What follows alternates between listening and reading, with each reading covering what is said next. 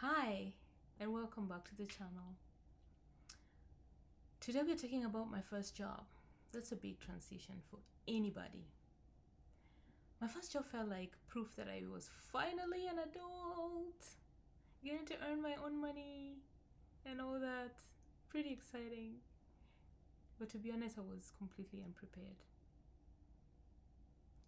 Hi, I'm Lydia. On this channel, I share real stories about life and practical tools for navigating life's transitions because change is inevitable and none of us have to feel alone while we grow. Let's go back to the first job. That was exciting. Looking back, lessons in number one, relationships and networking, because my first job came out of my relationship with one of the people that we went to a youth group with, and we bonded over some things, and to date we are still friends. It's been a long time of friendship. Those are some of the lessons we need to teach our young people about creating relationships and what networks can do for you. Well, I don't remember anyone explaining what an interview was going to be like, or work culture, or how to relate to my supervisors, how to advocate for myself, or how to eventually file taxes. I learned about taxes late. I had to file a lot of back taxes. Yep.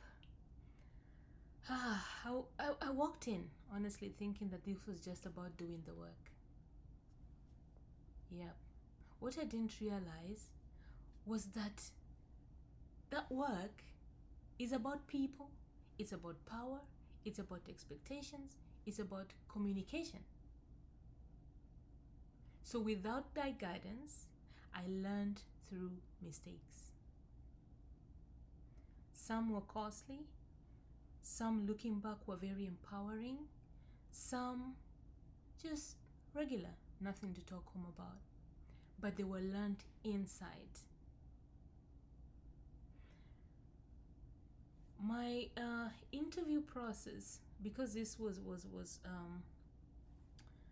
a job I was connected to, felt more empowering than like being asked questions, because the person knew me before even asking me to go to that job. So it didn't feel like really someone was trying to test me. It's because someone already knew me and knew my capabilities. They're like, okay, yes, come and do this job, right?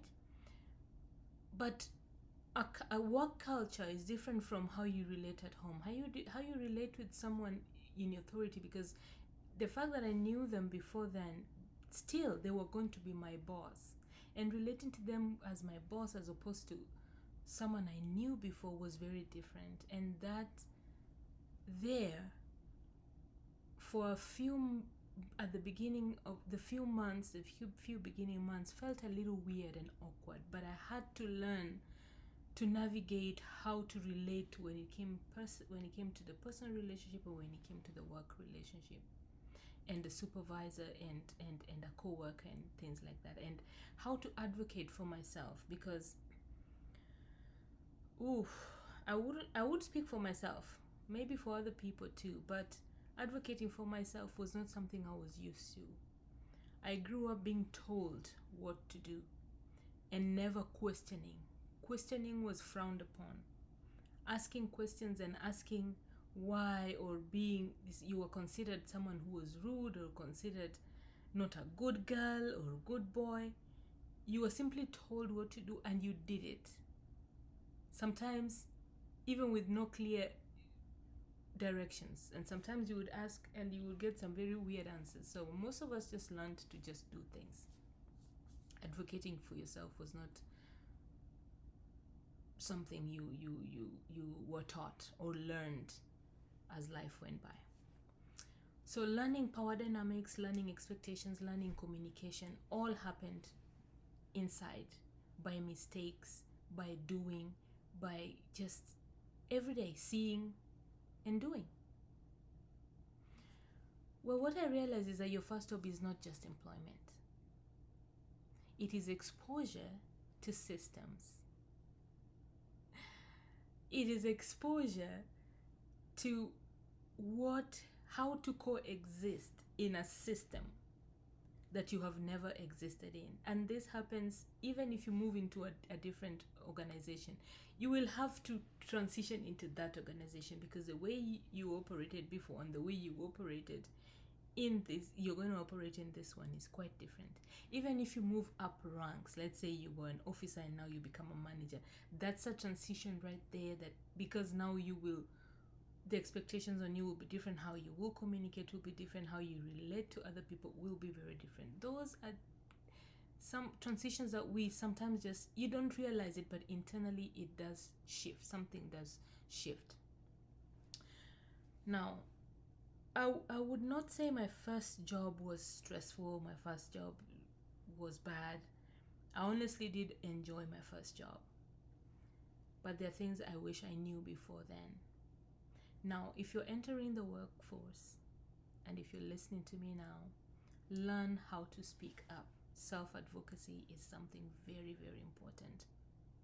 Learn how to observe culture. How do people work here? How do people operate?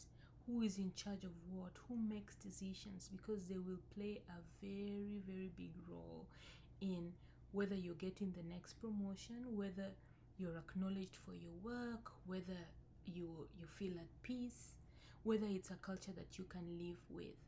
Also learn how to protect your energy, because there are some people who are takers and they will always take, and if you're someone who is a giver, you will always give. So you gotta learn the givers have to learn how to control, because takers don't have limits.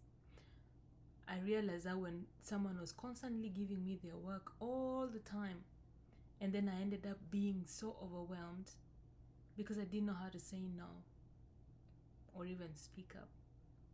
So learn to protect your energy, learn your boundaries, learn what is okay for you and what is not. And sometimes, because some of these things don't come naturally or you didn't grow up with them, it is upon you to learn them. And if you're raising a young adult, teach them more on how to get hired. What do they do? How do you navigate environments? How do you go through an interview? What are the cultures that you might observe? How do you speak up for yourself? And the very many other things.